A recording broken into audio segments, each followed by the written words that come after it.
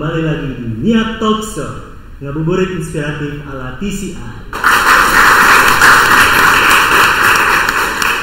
Hari ini saya Agung Budi Prasetyo akan menjadi moderator untuk mendampingi Bapak sebelah saya ini nanti sebagai bintang tamu. Kebetulan bintang tamu kita hari ini adalah seorang yang sangat spesial. Sangat spesial, beliau adalah seorang ahli teknologi informasi dan komunikasi di Indonesia, sangat terkenal. Kita sambut Bapak Ono Purbo. Selamat sore Pak. Selamat sore, kabar baik. Itu kepean sudah siap? Oh, contekan, alhamdulillah siap. Aduh, gimana Pak? Hari ini kita bakal bahas apa nih Pak ceritanya? AI. Ya, bagaimana kita bikin komputernya kayaknya pintar. Kayaknya. Padahal goblok. Ini rencananya Pak Oni bakal praktek langsung ya Pak ya? Ya. Praktek langsung. Cuma nanti kalau ada pertanyaan langsung ini ya. Oh iya, nanti langsung aja Nanti saya cobain sampein pertanyaan ke Bapak. Ya. Soalnya Bapak nggak bisa lihat. Ya, teman-teman di YouTube juga. Ya, gue nggak bisa. Sekarang masih bisa lihat pakai kacamata. Kalau dilepas gue nggak bisa lihat. Aduh, gimana mau mulai aja kalau langsung. Biar padat. Oke, silakan. Oh, langsung. Oke. Siap. Oke. Gue nanya dulu AI teh naon kata lu?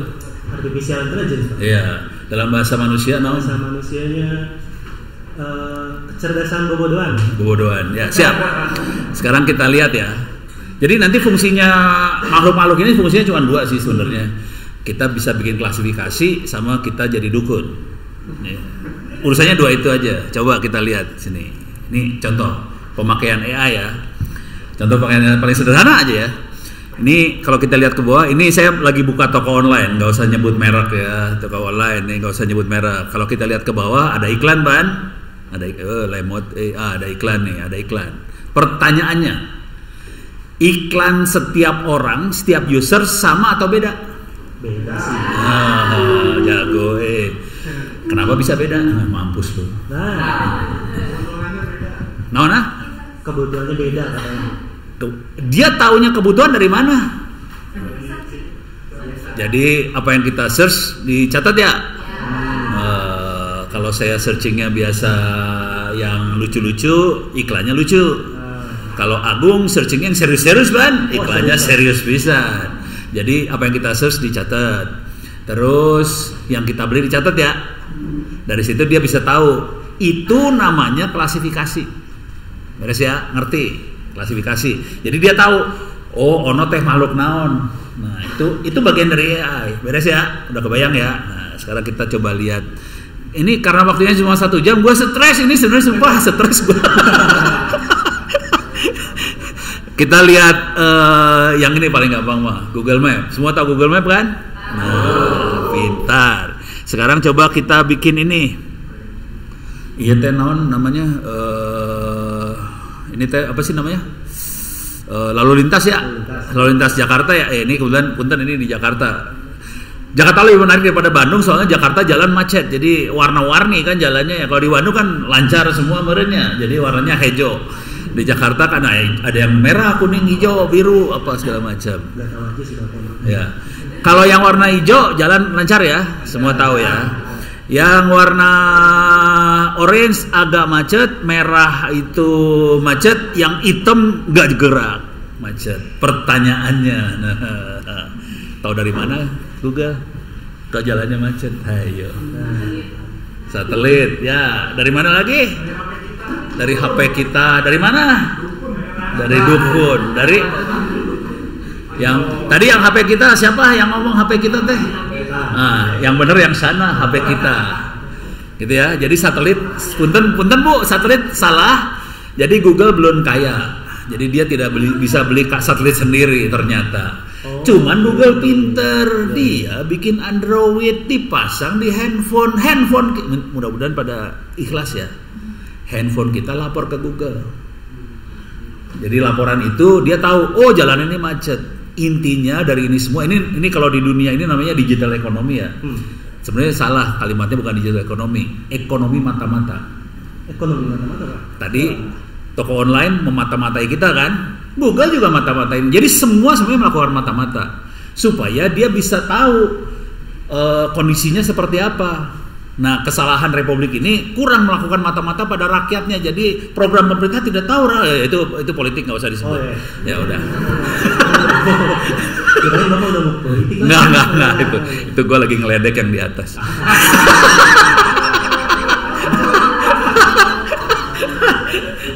Nanti abis ini TCI digerebek ya. Oke, balik ke dia ya. Ini yang Anda lihat di depan ini namanya klasifikasi. Sama tadi iklan, sama klasifikasi. Beres ya? Oke. Sekarang saya pengen ngasih lihat yang namanya dukun. Sudah pernah lihat dukun di Google Map? Oh, hati-hati Pak, sama pesulap merah hati-hati Pak. Pesulap merah. Itu mah pesulap lain, men. Ini mah dukun ya. Coba.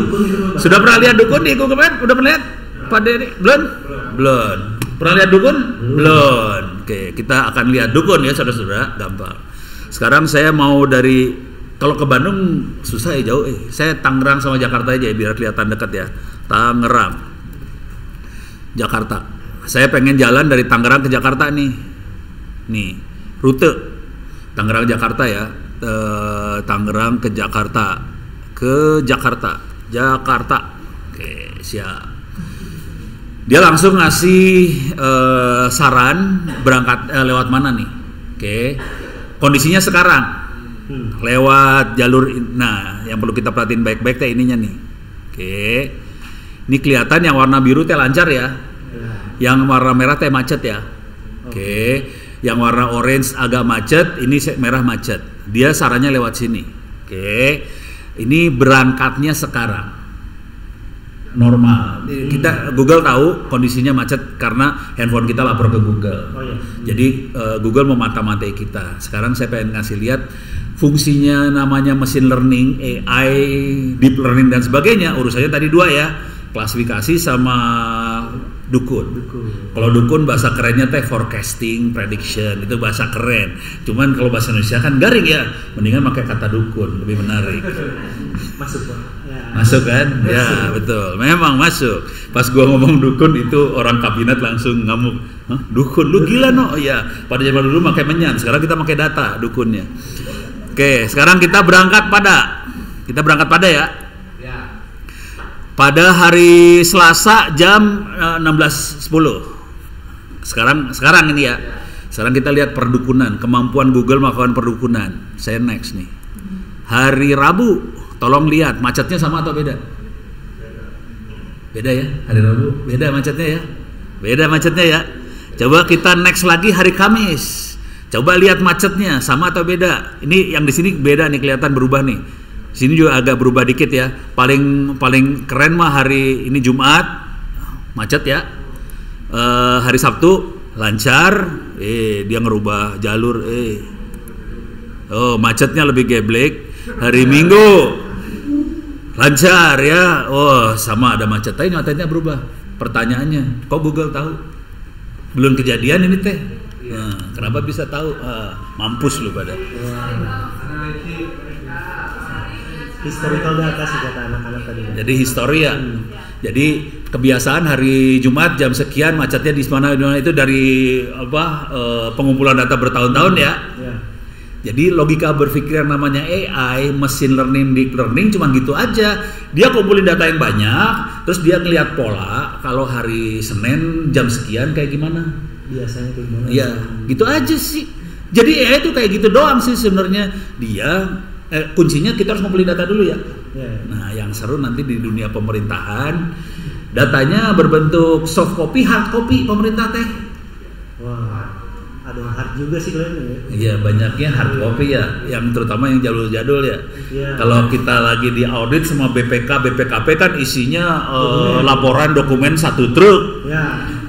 Beneran truk itu goblok itu teh, asli.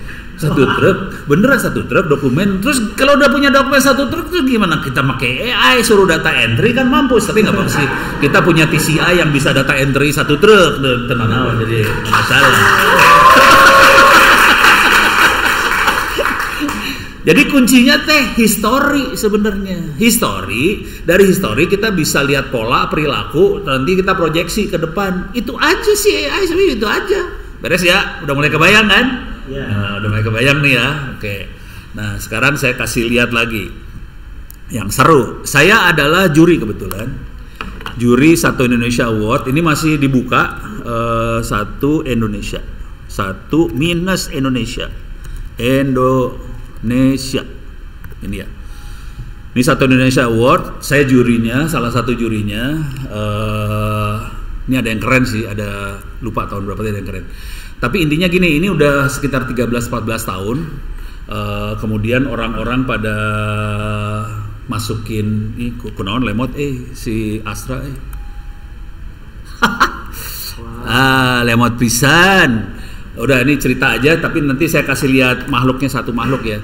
Jadi nanti kalau bisa masuk ke dalam Satu Indonesia Award itu ada tahun 2019 kalau nggak salah, ada anak namanya Yoga. Jadi ini untuk anak muda usia di bawah 35 tahun yang inspiratif, tolong dia ajuin aja ke sini. Kalau memang benar-benar inspiratif dapat award sama duit ya. Nggak banyak sih duitnya, cuma 60 juta ya anjir. Wow. Lumayan buat beli ini ya, combro itu berapa truk gitu. Oh, semua Jawa. Nah, ini jurinya yang paling keren mah jurinya ada Bu Nila, Pak Emil, terus ada juri yang suka bikin salah fokus. Ini juri salah fokus sih satu yang ini teh. Bener. Ya bener ya, kaum laki-laki salah, kalau perempuan mah kagak, kedua nggak peduli dia mah. Sekarang saya masuk ke yang penerimanya nih, satu tahun 2019 kalau nggak salah. Salah, bener kan, salah gue. 2020 ya berarti. Salah deh, 2021. Oh, Pak. Coba Pak. Salah, berarti 2018. Salah. Tapi bener, ini ada satu sih yang jago juga. Ini AI juga nih, si siapa? Noteflux. Itu AI. Dia kalau dia mainnya main ini ya, main apa sih? Saya ceritain dikit yang dikerjain Noteflux ya. Yeah. Jadi Noteflux perusahaan Indonesia, dia bisa nge-tap datanya CCTV. Di Jakarta kan CCTV dipasang di di tower-tower seluler segala macam. Dia tap data-data CCTV tadi. Kemudian contoh aplikasi yang rada gelonya gini, dia bisa analisa. Kan sebenarnya yang dilakukan pengenalan citra ya, pengenalan gambar. Iya teh naon, iya Agung, iya Ono, cakep mana Agung sama Ono, jelas Ono do.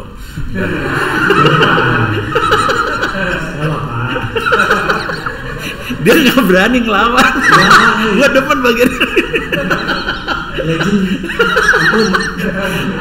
Nah, yang dilakukan Noteflux kayak gini, dia ngelihat ini tenda biru buat pedagang itu. Kan pakai CCTV malam-malam, terus dianalisa sama dia. Perkembangan tiap tenda biru tiap malam kayak gimana, dari situ bisa masukin ke pemerintah kayak gimana. Tapi makainya pakai kamera, daripada ngitung kan malas kan, kamera. Nah, saya pengen ngasih lihat yang tahun berapa ini teh ya?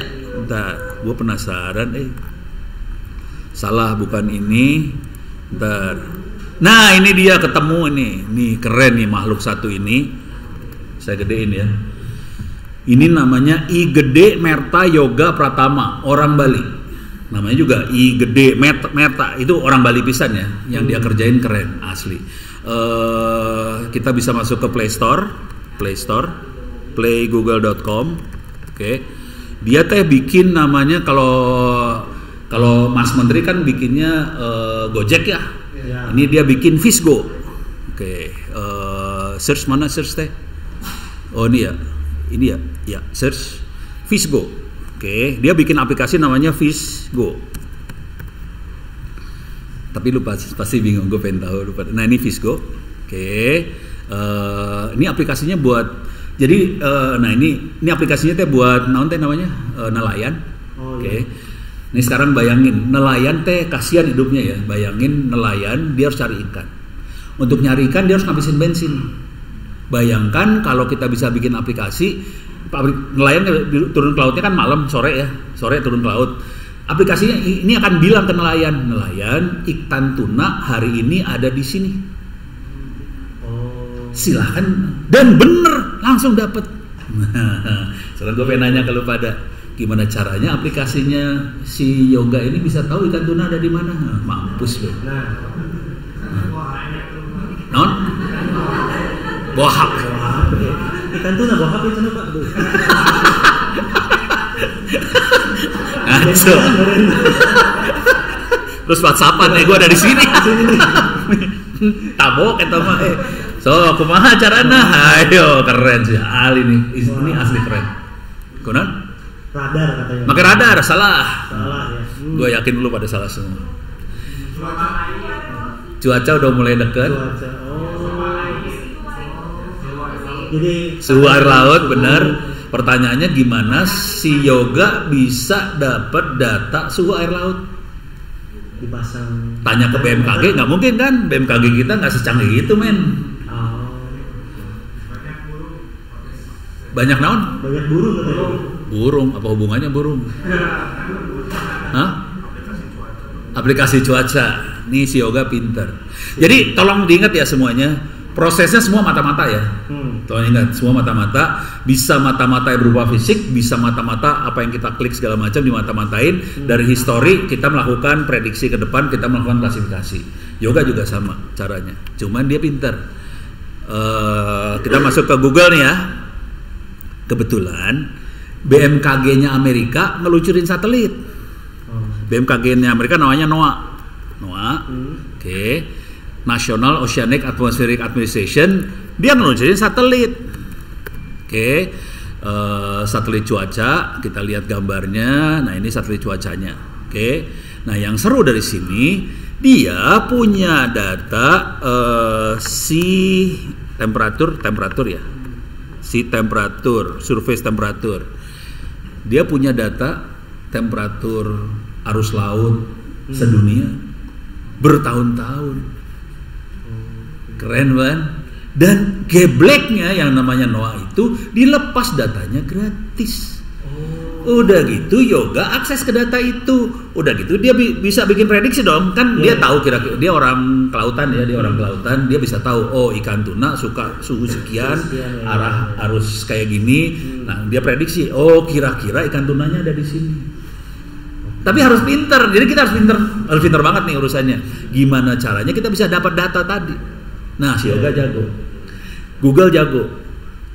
Toko-toko online jago. Jadi semuanya adalah mata-mata. Ingat ya, kuncinya di situ loh, mata-mata. Nah, sekarang saya masuk lagi ke ini ada pertanyaannya, kayaknya ada pertanyaan ya. Ada pertanyaan nih Pak.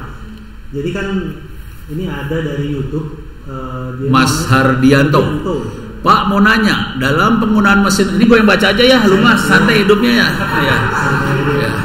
Biar Agung Mas santai hidupnya. Dalam penggunaan mesin learning, ada nggak sih dampak dari kesalahan pada model mesin learning dalam pengembangan sistem informasi? Ada banget. Ini contoh paling sederhana. Jadi gini ya, komputernya goblok, komputernya tolol, bisa. Oke. Yang contoh yang di sini adalah kalau dalam bahasa yang kasar teh gini lah. Bisa nggak sih kita nge-hack machine learning? Bisa. Oke. Tapi tolong jangan dipraktekkan ya. Kalau dipraktekkan kurang cabokan ya.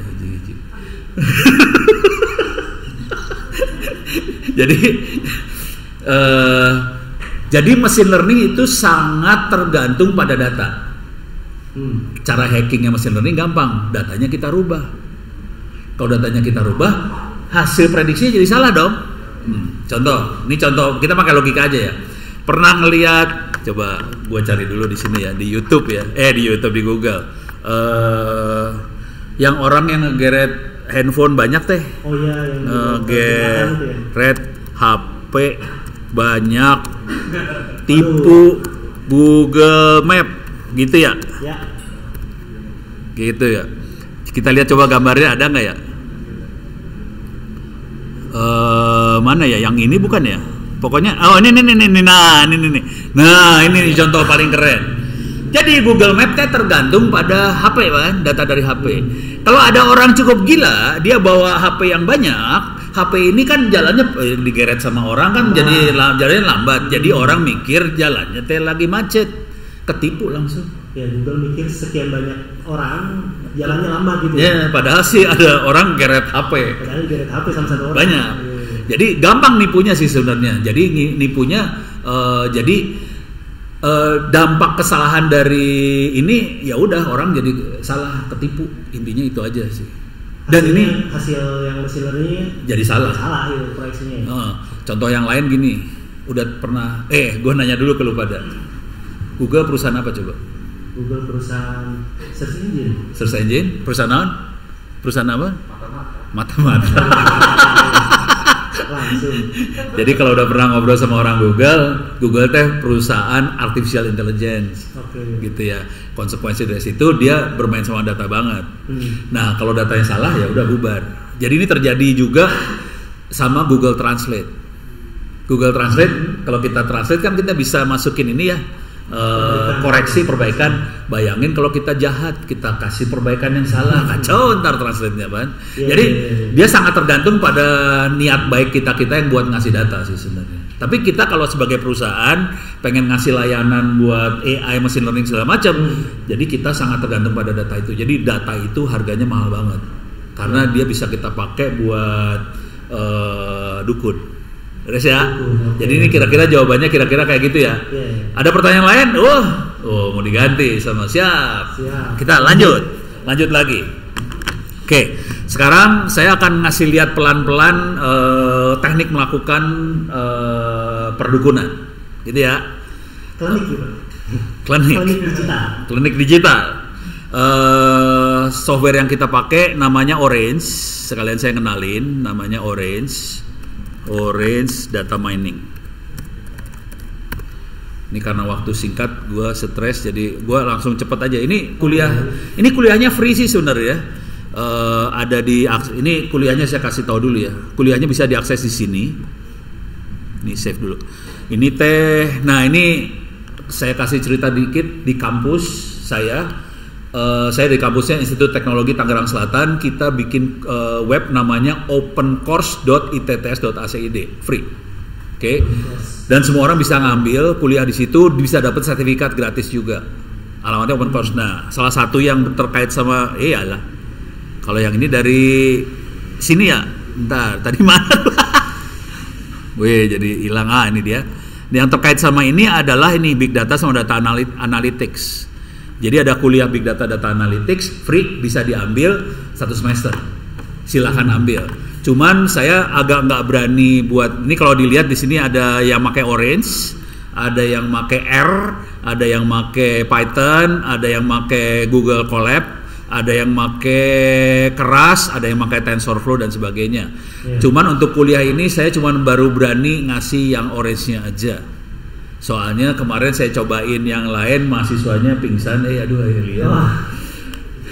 Pelan-pelan sih kayak. Yang jadi masalah besar teh nggak pada punya sense teh bahasa Indonesia naonnya? Rasa. Insting lah. Yang saya butuhin apa gitu. Kebanyakan teh belajar coding. Tapi tidak bisa interpretasi hasil codingan teh naon. Kalau kasih lihat gambar nggak tahu ini apa maksudnya, nggak keluar. Jadi masalahnya di situ paling besarnya ya. Oke. Jadi kuliahnya free. Buku-bukunya lagi di copy sama siapa tadi teh? Febri ya. Bukunya lagi di copy sama Febri. Mudah-mudahan ke copy lumayan. Itu cuma 3 folder, mungkin sekitar 300-400 buku yang lagi di copy. Bukunya tentang artificial intelligence, tentang data mining, data science. Oke, silakan di copyin. Jangan bilang-bilang itu dari Ono. Nggak usah bilang itu dari Ono karena hasilnya terjaga. Ya, soalnya Ono hasil torrent, jadi nggak boleh. Sebelum kita ke Orange. Iya. Saat ini ada pertanyaan lagi. Ono pakai kacamata gue bisa baca. Dari Mbak Luna Sabrina. Saat ini dengan kemajuan teknologi dan penggunaan smartphone, banyak sekali data pribadi yang sering diretas dan dijual. Bagaimana untuk mengamankan data pribadi kita? Jangan di-sharing. Jangan di-sharing. Tapi kalau misalkan dipakai untuk aplikasi contohnya. Jadi kalau kita baca peraturan pemerintahnya ya, peraturan namanya peraturan PDP, perlindungan data pribadi.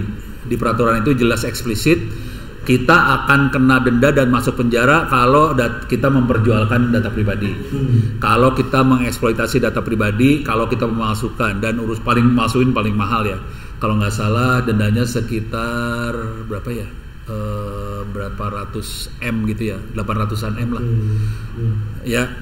Jadi kalau mau selamat caranya gini sih sebenarnya. Kan kita misalnya toko online lah, Toko online kan dia nyatet user ini, dia punya datanya, user ini rumahnya di mana, namanya siapa, tanggal lahir sama, data itu ada kan?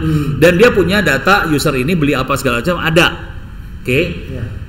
Kalau dia pengen ngelepas data pribadinya di-delete dulu. Yang dilepas cuman transaksinya doang, nggak apa-apa. Jadi kalau kita punya data pribadinya kita buang, tinggal transaksi yang terjadi, nggak masalah, tidak melanggar data pribadi. Itu sebagai perusahaan.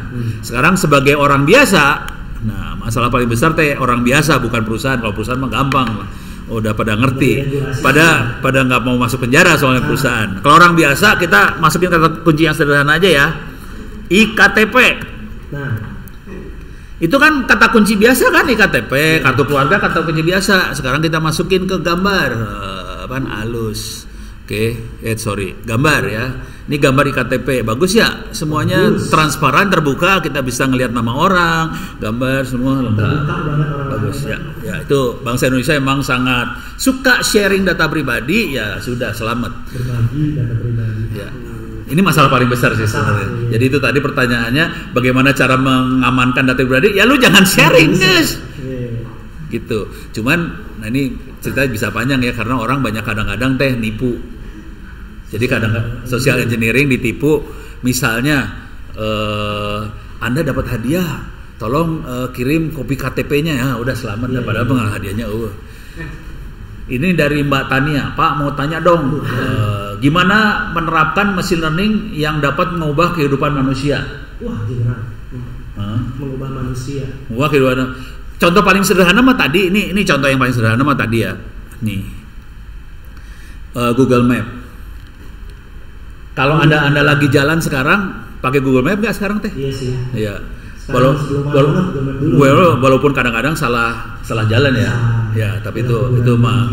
Jadi harus Google Map dan doa sebenarnya. Cuman kadang-kadang kita lupa doa aja Google Map. Jadi itu termasuk berubah ya, udah langsung kebiasaan kita. Udah kebiasaan sekarang kan Google Map. Saya juga cari Cakra Building, langsung Cakra Batu Nunggal, nyampe sini Pan. Hebat di Google Map ada. Coba cari Ono Jakarta, yang ada mah Ono Surono, ada di mana-mana itu mah. Jadi ini iklan nggak boleh ya. Jadi contoh yang paling gampang gini. Waduh, ini ada pertanyaan paling keren nih. Bicaranya menurut Bapak, bagaimana karya ChatGPT dampaknya pada dunia pendidikan itu bagaimana? Halus, Iya, teman-teman saya pada nyontek. Saya juga gitu Pak, jadi lumayan. Cuman tetap ya.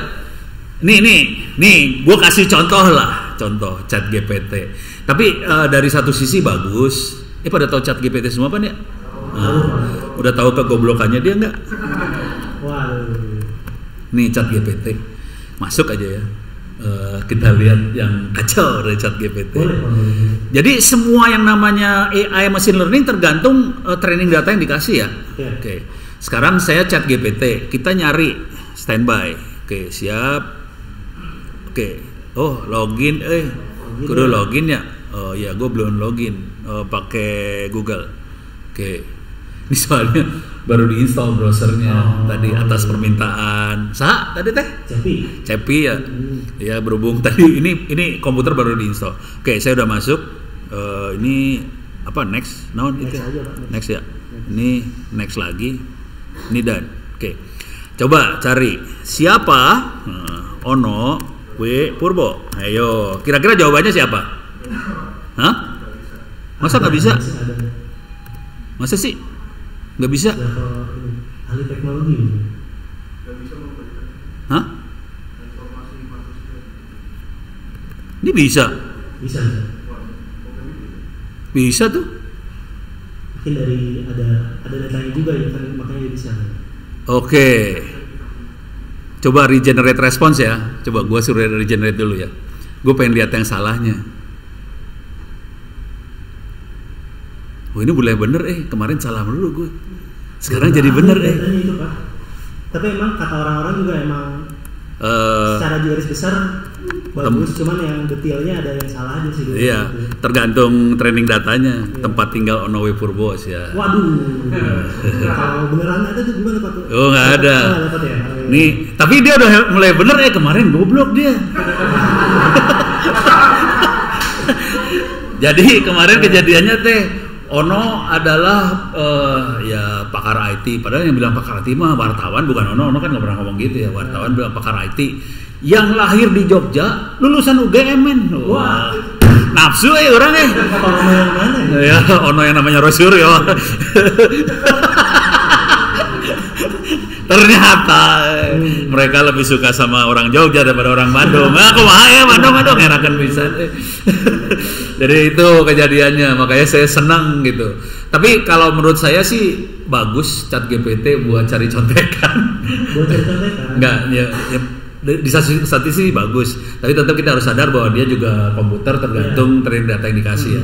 Kalau training datanya salah ya kita harus benerin. Tetap nggak bisa 100% kita pakai juga ya. Saya kemarin cari contekan misalnya tolong bikinin coding apa gitu ya, keluar codingan buat machine learning Python machine learning buat apa gitu, keluar pas di run salah, nggak jalan gitu. Tapi ide dasarnya ide dasarnya dapat. Jadi buat dasarnya doang cuma tetap kita sebagai manusia harus lebih pintar dari dia, kita harus benerin lagi, kira-kira kayak gitu. Iya.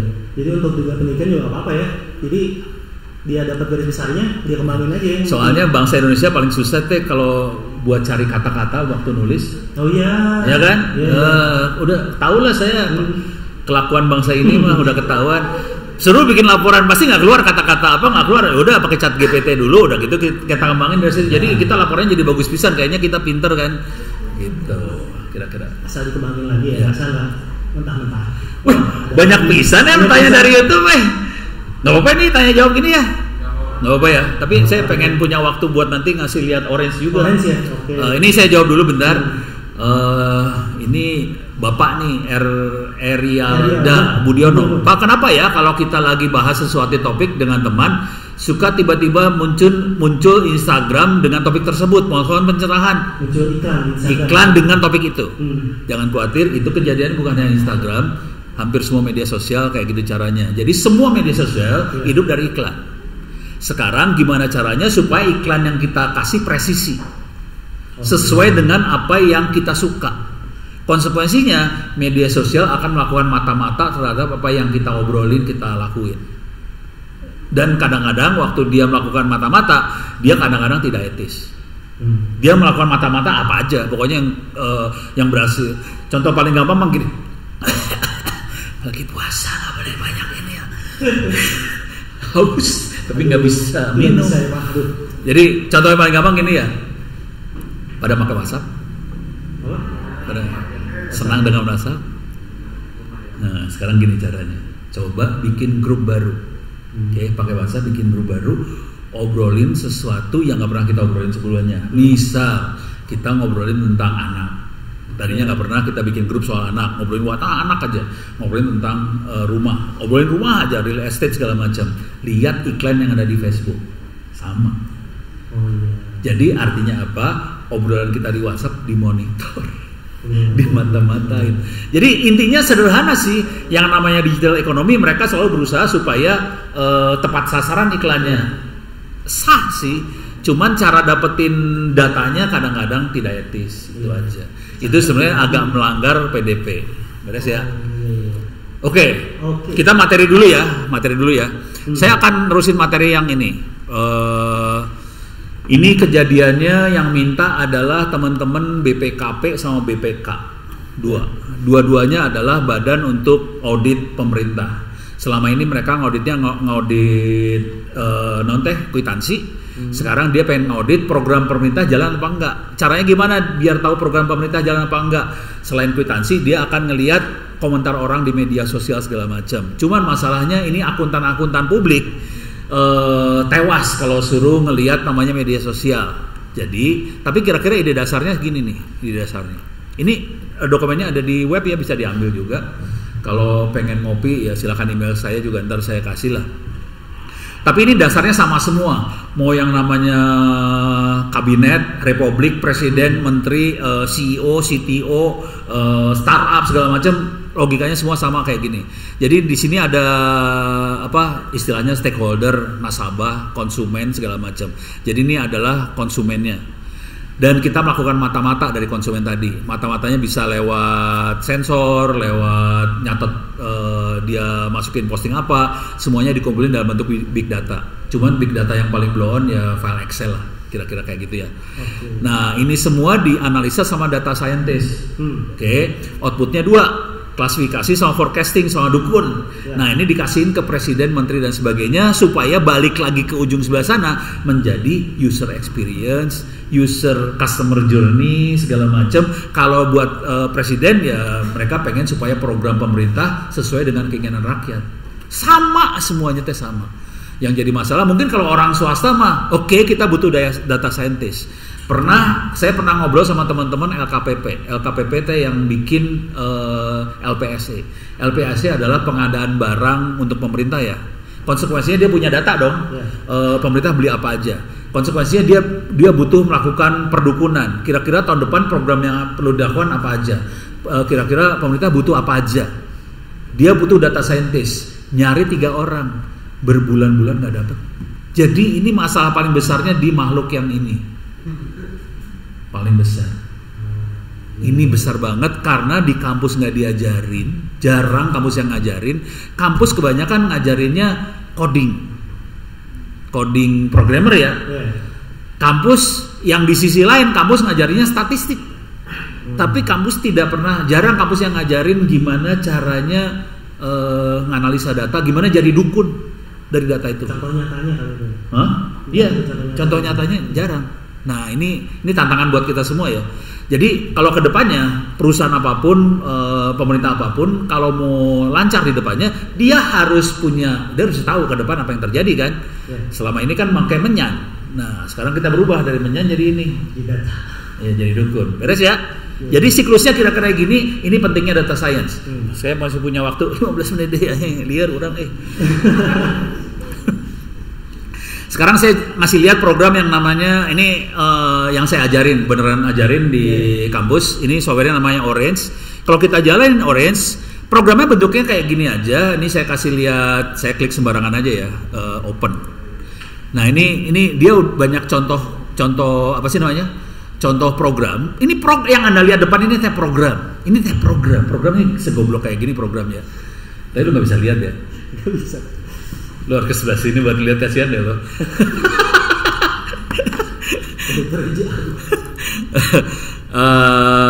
Tapi untuk ngerti ini harus persamaan yang dipakai adalah AX plus B sama dengan Y. Persamaan apa itu coba? AX plus B sama dengan Y persamaan apa?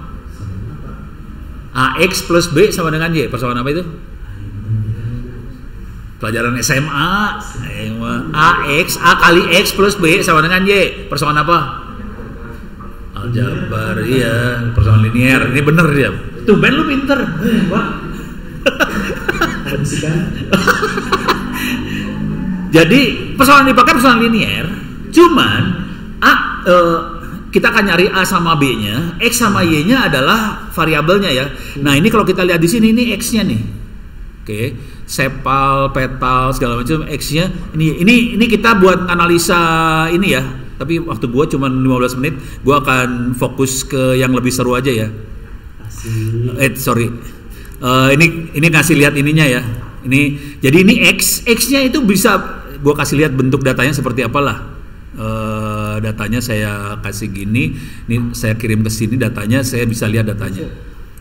Ini programming gini ya. Jadi datanya ini bentuknya perhatiin kalau kita mainan di SMA, X-nya biasanya angka, Y-nya angka. X-nya cuma 1 dimensi, Y-nya 1 dimensi. Ini mah X-nya bisa 4 dimensi, Y-nya bisa kata-kata. Kalau yang ekstrim, X-nya kata-kata, Y-nya kata-kata. Ekstrim lagi, X-nya bisa gambar, Y-nya gambar. Suka-suka ini masukin. Itu yang namanya machine learning. Jadi X-nya bisa apa aja, Y-nya bisa apa aja, suka-suka. Beres ya? Sekarang saya akan masuk. Masih santai aja, masih 20 menit. 20 menit lagi, masih lama. Oh, bukannya masih 3 jam? Oh. Ini gua buang ya. kita kasih yang ekstrim biar seru. Oke, saya akan ini programming banget. Dia udah punya dataset kalau mau geblek sih bisa cari di Kaggle, Kaggle. Silakan dicari Kaggle. Kalau di Indonesia ada data.go.id yang pegang namanya Bapenas, tapi mau nge-download datanya susah banget. Sorry Bapenas. Lama. Bukan, datanya garing. Aduh. Garing. Jadi ini masalah besar dengan Republik ini ya. Kalau kita pengen data kan data mentah ya. Yang dikasih data Excel summary hasil udah diproses. Ini kesimpulannya kan garing, nggak bisa diapain data kayak gitu mah ya. Nah ini contoh, saya kasih lihat nih buat belajar di Kaggle ada dataset. Saya akan pakai dataset yang geblek. Tahu Titanic ya? TQRST Titanic KLMNOP. Nah Titanic nih dia. Tahu Titanic kan? Tahu Pak. Perahu tenggelam kan? Oke. Buat yang ada yang nggak tahu, gue kasih lihat Titanic. Ini Titanic gitu ya. Lagunya apa? Pemainnya siapa namanya? Namanya Leonardo DiCaprio sama Kate Winslet. Nah itu ya. Kalau lihat gambarnya ini kapalnya tenggelam. Pertanyaannya, jadi ini datanya kayak gini nih datanya. Ini gue kasih lihat datanya ya. Datanya kayak gini nih. Oke. Ini perhatiin datanya tidak ada angkanya nih. Datanya tidak ada angka. Oke. Semuanya huruf. Seru ya? Huruf. Ini adalah sumbu X-nya. Status, umur sama jenis kelamin tuh sumbu X. Ini sumbu Y-nya. Oke. Sumbu X-nya status T maksudnya ini penumpang kelas berapa? Kelas 1, kelas 2, kelas 3, kelas 4, kelas 5. Enggak ada. 1 2 3 doang. Sama kru. Udah. Terus umur dewasa anak-anak. Udah gitu jenis kelamin laki perempuan. Udah gitu dia di sini sumbu Y-nya mati atau hidup. Gitu ya. Oke, sekarang pertanyaannya. Ini gue pengen nanya ke lu pada semua ya. Bayangkan kalau saya adalah malaikat maut. Lu bayangin muka gue malaikat maut. Serem kan? Bayangkan ono malaikat maut datang ke kapal Titanic yang tenggelam. Ini ada 2000, ini kalau kita lihat ini 2000 nih. Ini kalau kita lihat ke bawah teh 2000 nih ya. Ke bawah teh 2201 manusia.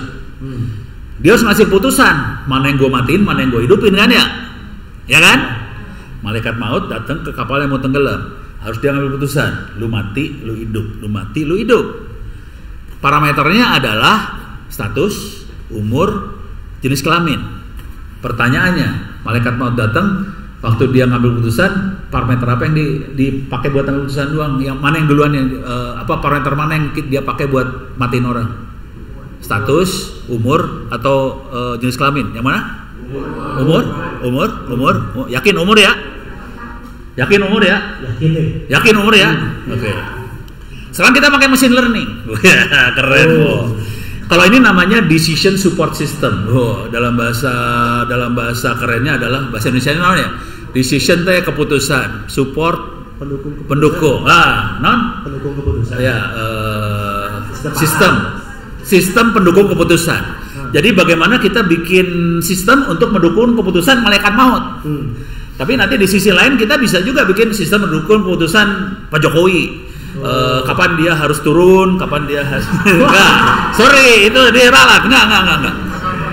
Kat. Wow.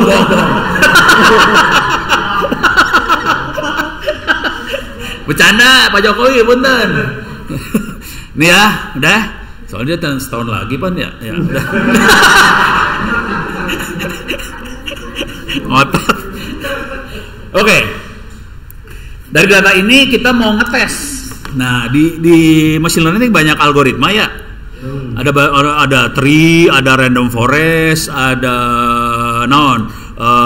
linear regression, logistic regression, naive Bayes, segala macam. Ada SVM segala macam. Jadi algoritma teh banyak pisan. Kita pengen ngecek algoritma ini mana yang paling presisi, Ban? Yeah. Untuk melakukan ini, kita bisa tes di sini. Ada evaluasi tes. Ini ya. kita masukin algoritmanya, semua algoritma dimasukin ke sini. Oke, masukin semua algoritma. Cuman gini aja buat ngetes algoritmanya. Aduh, goblok pisan lah pokoknya kalau udah tahu mah. Sakit hati, anjrit cuman gini doang programming mah. Nih, disambung ya saudara-saudara. Ini yang gua kerjain programming, ini teh programming saudara-saudara. Programming ya saudara-saudara. Oke. Gua kasihan aja ngeliat teman-teman yang dari lantai 2 tadi. Aduh, kasihan lah programming lo. Ini programming ya, tinggal gini aja. Programming ya, udah nyambung dah. Nah, dia ngitung ban. Lagi ngitung. Kita lihat hasilnya. Nah, ini teh hasilnya. Langsung kelihatan nih. SVM 81%, TRI 81, SVM 52%. Linear regression nggak bisa karena datanya bukan data linear. Datanya kan cuma kategori mati hidup, bukan linear. Kalau linear kan mati, setengah mati, sepertiga mati itu linear. Kalau ini kan mati hidup, bukan linear. Oke, jadi maka linear regression langsung merah. Oke, langsung kita bisa lihat di sini yang paling bagus namanya TRI. Beres ya? Langsung tahuan TRI bagus ban. Gitu, selesai. Belum selesai. Ini kita buang. Tapi TRI bagus. Jadi ini lepas dulu, remove. Ini dibuang teka anggo, buang aja, remove all. Ini dibuang juga. Jadi cuma gini ya programming teh. Udah beres, TRI dapat. Kita sambungin ini ke sini. Programming lagi jebret. Langsung analisa pakai TRI. Jadi yang namanya data science, machine learning, deep learning teh cuma mata-mata, modeling, visualisasi. Tadi kan Google Map kan visualisasi ya. Cuma gitu aja. Mata-mata, modeling, visualisasi. Enggak. Ini kan baru mata-mata nih. Mata-matanya data tadi ya. Langsung modeling kan. Sekarang visualisasi. Kita lihat visualisasinya pakai tree viewer. Nah, enggak beres. Sambung ke sini beres. Cuman ini doang. Ini kita buang lah, enggak remove, enggak penting. Ini namanya machine learning kayak gini doang. Tolol ban.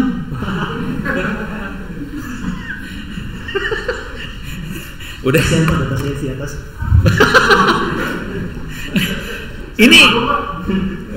Ini gua nerangin ini ke orang-orang KSP, kantor staf presiden. Wah Pak Ono, kita punya data banyak, kita perlu analisa buat masukan buat presiden. Gua terangin kayak gini, ya lu harus bikin decision support system. Kayaknya ngomongnya gede pisan. Caranya cuma gini dong.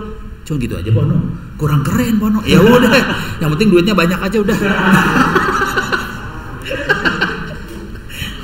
Sekarang kita lihat hasilnya ya. Kita lihat hasilnya ya, reviewer kan, kita lihat hasilnya. Tadi keputusannya apa? Umur ya? Umur. Mari kita lihat apakah malaikat maut itu percaya sama TCI? atau tidak. Kita lihat kemampuan. Bentar. Masih nafsu habis ini teh. Oke, ini kita 2 level aja. Target kelasnya yang hidup ya. Yes, hidup ya. Jadi pertama kali malaikat maut pas mau nyabut nyawa yang dilihat teh jenis kelamin, punten seks. Maaf ya, bukan umur ya. Laki atau perempuan? Kalau perempuan kemungkinan besar hidup. Kalau laki kemungkinan besar bakal dimatiin. Waduh. Iya, jadi kesimpulan akhirnya kayak gini ya. Kalau ada kita naik kapal mau tenggelam, sarannya pakai rok supaya selamat. Beres ya? Sip ya? Oke. Tapi ternyata perilaku perempuan dan laki teh beda. Jadi perempuan tadi udah bakal hidup ya. Laki-laki bakal mati. Tapi yang dilihat selanjutnya beda. Perempuan yang dilihat status. Penumpang kelas 1, 2, 3 atau kru. Kalau laki-laki yang dilihat umur. Jadi laki-laki status nggak dilihat. Pokoknya lu anak atau dewasa. Kalau anak lu hidup, dewasa lu tenggelam aja udah. Gitu. Beres ya? Nah, kita lihat nih efeknya. Kita naikin levelnya, level 3. Nah, kelihatan nih status. Lu penumpang kelas perempuan, penumpang kelas ekonomi, mati aja lu. Tapi penumpang kelas 1, kelas 2 kru masih hidup. Kalau laki-laki dewasa mati, Kalau anak-anak status bisa hidup, nah ini bisa dinaikin terus, gitu. Ini namanya decision support system. Langsung keluar gambarnya, gampang kan? Gampang, asli. Segoblok ini machine learning mah. Cuman gue kasihan yang di atas pada coding. Gue tahu masalah besarnya bukan di coding sih, data. Ya kan? Menurut suratannya sih kayaknya data. Dan ini gue juga suka marah-marah ke pemerintah soalnya. Pemerintahnya kan datanya semua kertas ya. Aduh, proses lagi. Ini kemarin anak-anak nih, bukan BPJS nanti, BPS survei. Pakai apa? Kertas. Aduh, mau goblok ya. Survei pakai kertas, data. Udah gitu anak-anak suruh data entry 3 bulan. Ya lumayan sih dari sisi duit ya lumayan, tapi kan buat kita orang coding kan, aduh. 2 kali kerja ya. Jadi ini contoh. Sekarang saya akan naikin. Ini udah beres ya? Mau ke pertanyaan dulu boleh Pak? Oh ya udah, waktu tinggal dikit ya. Sok pertanyaan. 9 menit lagi Pak. Kenapa di negara kita data mining itu kesannya ilegal? Padahal data mining itu termasuk proses pengumpulan informasi dan data yang penting dalam big data. Oh, ilegal kalau kita melanggar itu sih PDP. PDP perlindungan data pribadi. Terus kalau kita, jadi intinya gini, supaya tidak ilegal kita harus bikin nanti ada tulisan kecil gitu deh. Disclaimer. Anda bersedia nggak datanya kita ambil? Kalau itu jadi nggak ilegal. Ya gampang lah, itu mah cuma bikin tulisan aja. Terus orang Indonesia kan gitu. Pokoknya ada tulisan, ada tombol next aja, pencet next pasti beres selesai. Kan lu udah baca. Ya salah sendiri lu next gitu. Ini ada pertanyaan lagi. AI kan sudah berhasil diciptakan ya Pak. Apakah mungkin kesadaran buatan AI nantinya dikembangkan? Artificial consciousness nantinya akan dikembangkan. Contoh yang agak mirip yang ChatGPT sih sebenarnya. Jadi sudah agak manusia. Saya juga terkagum-kagum Jujur, saya ngerti ini gimana caranya bisa bereaksi kayak gitu Asli. Kalau lu bisa kayak ngerti ya? Gue nggak ngerti. Asli gue nggak ngerti. Hah? Oh NLP. Semua data di dunia itu dikompil dari satu. Terus dia ekstrak pakai NLP-nya dia. Oh keren. NLP lagi gue. Iya. Saya alirannya nggak terlalu NLP soalnya. Iya, cuman text processing saya biasanya main statistik. Oh ini lagi diskusi ini ya, nggak boleh. Tadi nggak pada ngerti yang ini. Ini ada beberapa aliran di dunia soalnya. Gue yang aliran yang nggak terlalu NLP, tapi itu ternyata keren ya, keren. Oke. Saya masuk ke materi lagi. Kita cari yang gampang-gampang ya. Ini caranya orang dagang nih, cara orang dagang. Di datasetnya saya ambil datasetnya toko online. Bentar. Internet kalau nggak salah namanya online OOPQRSMNO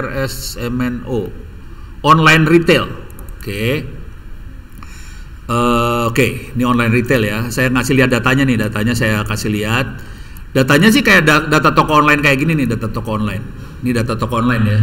Jadi ini online retail, data toko online. Jadi isinya ini ada invoice number, tanggal, karena dia online dari negara mana, terus beli apa. Oke. Kira-kira bisa ngambil. Kebayang nggak dari sini kita bisa tahu barang ini harus ditaruh di sebelah barang apa? Kebayang nggak? Caranya gimana? Jadi gini. Yang paling ramai gitu. Yang paling laku. Seru ya. Iya. Bukan paling laku sebenarnya. Intinya gini ya. Cara berpikirnya gini, kalau orang beli barang, ini kan ini ada T-mark holder, di sini ada mark, ini ada card holder, ada apa segala macam. Kalau orang beli ini pasti beli ini juga. Gimana caranya? Kebayang nggak lu? Nggak kebayang ya? Nih caranya cuma ini caranya goblok sih sebenarnya, asli. Jadi caranya, ini kan bentuknya matriks ya, ini bentuknya matriks. Jadi sebenarnya matriksnya cuma digini doang sih, ditranspose, matriks ditranspose, guys. Oke, sekarang kalau kita lihat sekarang matriksnya datanya jadi berubah nih, datanya jadi kayak gini nih, diputer ya. Jadi tadi kan belanjanya apa ke kanan, sekarang ini jadi sumbu Y nih, sumbu Y-nya. Oke, dan ini jadi sumbu X. Oke, nah kalau tadi yang waktu Titanic di dunia AI itu namanya supervised learning. Soalnya di datanya kita ngasih tahu si ini mati, si ini hidup. Jadi subuhnya udah kasih tahu dulu ini mati hidup. Yang ini unsupervised learning. Kita belum tahu si ini suka sama siapa. Ya produk ini sukanya sama produk apa. Belum dikasih tahu nih. Oke. Jadi kita melakukan unsupervised learning. Unsupervised learning kita sebenarnya ngitung fitur ini dekatnya sama fitur yang mana sih? Clustering. Kira-kira kayak gitu ya. Cuman ini clusteringnya tidak cuma ngitung jarak doang ini, clustering goblok yang ini. Jadi kita masuk unsupervised learning, kita akan ngitung distance jarak. Cuman gini doang. Ini saya buangin ya, algoritmanya saya buangin, remove, ini remove. Oke. Jadi sorry. Ini kayak gini biar kelihatan, biar lurus ya. Nih. Nah, sekarang dari sini kita bisa lihat clusternya nih sekarang. Nah, langsung keluar di sini. Jadi kita bisa lihat orang yang beli sini mah semua kepilih, select yang ini ya. Misalnya T-Mark holder dia akan beli apa ini? Mark. Jadi kelihatan produk ini ini semua dapat langsung. Cari yang sedikit aja dulu. Nah, ini 3 produk ini jadi satu, ini produk ini jadi satu. Jadi kita kalau naruh barang di Alfamart, Alfamidi segala macam, naruhnya dideket-deketin. Supaya orang beli ini langsung, gue juga pengen yang ini, ambil juga. Jadi itu caranya orang-orang paling gampang kalau ngeliat gini di sinilah di toko online ya, toko online kita liatin nih. Jadi orang lain beli ini juga. Gitu. Iya, nih contohnya gini nih, misalnya gue nyari, ini minta maaf, Ono kerjanya belinya kayak ginian sih soalnya ya, Arduino, tukang nyolder biasa, tukang solder. Misalnya saya pengen pesan ini ya, saya klik ini. Nih, kalau kita lihat di bawah, saya ini pesan kayak gini nih, di bawah ada nih ntar, di bawah sini ada, sorry, nah di bawahnya ada, nah ini barang terkait, ini bakal diklik. Waktu itu saya ketemu sama Ibam teh, waktu itu dia jadi vice presidennya Bukalapak urusan kayak ginian ya. Jadi Ibam cerita, Bukalapak bukan yang paling putaran duit paling gede ya, kan Topet kan gede banget ya. Bukalapak nggak segede Topet. Tapi si Bam cerita, tiap bulan duit yang muter di Bukalapak teh belasan triliun. Muter ya, bukan duitnya Bukalapak, punya pelapak belasan triliun yang muter. Setelah ditambahin kayak gini, nambah puterannya berapa ratus miliar lagi. Jadi nambahnya kerasa banget. Jadi caranya cuma gini doang. Jadi kita ngelihat orang beli ini akan beli apa. Tapi dia mainnya kayak gini doang sih sebenarnya, mainnya ini doang. Mana tadi algoritmanya teh? Mainnya cuma gini doang. Alah hilang. Mana sih? Nah, udah cuma gini doang udah. Jadi beres ya. Seru kok main programnya cuma gini aja saudara-saudara ya, gampang ya. Alhamdulillah gampang. Yang susah bukan ini, yang susah buat interpretasi. Iya. Yang susah sininya itu luar biasa sih Pak. Apanya? Kalau Bapak yang jelasin tadi lumayan agak cerah lah. Kalau ini mas-mas ini agak susah nih. Cuman lu bayangin gue jelasin depan gue cowok kayak gini kan susah gue sebenarnya. Iya, apalagi udah mau buka gitu kan, jadi aduh. Oke, kita waktu masih ada lagi nggak? Masih ada pertanyaan? Apa keuntungan dari penggunaan cloud dalam pengembangan teknologi menggunakan machine learning? Paling cara berpikirnya sederhana lah. Untuk ini semua, apalagi kalau datanya gede, kita butuh kemampuan komputasi yang gede. Kalau pakai cloud kan kita jadi bisa ngecer ya, kita bisa yang ngecer ya apa sih? Nyicil. Jadi kita nggak usah beli server, kita bisa bayar sewa. Dan kadang-kadang seringkali cloud itu juga kita bisa dapat yang free. Kalau jadi waktu ngetes algoritma segala macam, kita bisa lakukan secara gratisan. Nanti kalau datanya gede baru kita yang bayar, kira-kira gitu. Dari Mas Kinan Muhammad, punten Pak, saya mau nanya prediksi Bapak. Saya jadi dukun, Saya mau nanya prediksi. Kalau misalnya AI sudah merajalela di dunia, apakah akan makin banyak yang memata-matai kita? Iya, pasti. Soalnya semua orang pengen berusaha supaya produk atau yang dia jual itu sesuai dengan customer tadi. Ya, makanya makin tertarget, makin jelas. Targeted banget ya, supaya ibarat tulis istilahnya personalisasi personifikasi ya gitulah. Pokoknya kalau kita punya web punya toko online kan kita pengen personalisasi supaya web kita sesuai sama orang yang ngelihat ya. Dan tiap orang kan beda-beda. Jadi si web akan benar-benar sesuai sama dia. Jadi pasti bagaimana pengaruhnya ke sistem ekonomi? Semua sistem sekarang yang dipakai istilahnya adalah digital ekonomi. Itu semua pakai AI semua sih. Dan tadi yang saya sebutin presiden segala macam itu kan dia akan mainan di dunia ekonomi tapi di dalam pemerintahan ya. Itu pakai AI semua. Dan itu orangnya dicari. Cuman jangan khawatir, nih gue kasih lihat angka, gue kasih ngomong aja angkanya ya. Tadi kan saya ada kuliah big data sama machine learning dan itu free. Kalau Anda tahu statistiknya, orang yang ngambil kuliah saya itu totalnya ada 11.400 orang. Oke. Untuk kuliahnya macam-macam, ada cyber security, ada data science segala macam. Cyber bisa nebak jadi yang bisa dapat sertifikat adalah yang nilainya 90 ke atas. Oke.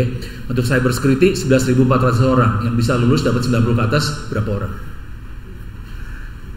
Bisa nebak? Nggak bisa? 19 orang. 19. Itu cyber security. Data science bisa nebak berapa orang? 5, masih optimis 2 orang. Jadi masalah kita bukan masalah nanti ke depan ada digital ekonomi apa kagak, bukan masalah itu, bukan itu. Lu kalau mau dapat rezeki dari dunia segala macam, ya lu harus pinter. Masalahnya orang yang pinter ini hitungan jari. Iya. Yang jadi masalah bukan anda sih yang jadi masalah, dosennya minta ditabokin satu-satu semua. Aduh, ini saya malah nih Pak. Lagi panas-panasnya tapi waktunya udah habis nih Pak nih. Aduh. Iya, mohon maaf untuk pertanyaan belum terjawab. Saya jadi ini mohon maaf untuk Gua baca contekannya si Agung. Kayaknya ya. Ini mohon maaf ya buat teman-teman yang pertanyaan belum terjawab. Bisa pakai email. Email. Atau Twitter. Emailnya pakai Twitter ya. Twitter. Punten, saya nggak pakai IG, soalnya nggak suka foto. Silakan IG-nya, IG lagi Twitternya ONNO W Purbo nyambung semua. Silakan. Ono W Purbo. Mungkin Pak closing statementnya dari Bapak apa ya? Oke. Dunia ini sangat menarik, masa depannya cerah. Udah happy yang atas. Masa depannya cerah. Kalau bisa Anda, jadi untuk masuk ke dunia ini Anda tidak harus jadi orang yang ahli data science. Anda bisa ahli di bidang apapun. Kita belajar data science supaya bisa dikawinkan antara bidang kita sama data science. Karena orang data science banget, pasti nggak akan ngerti bidang kita.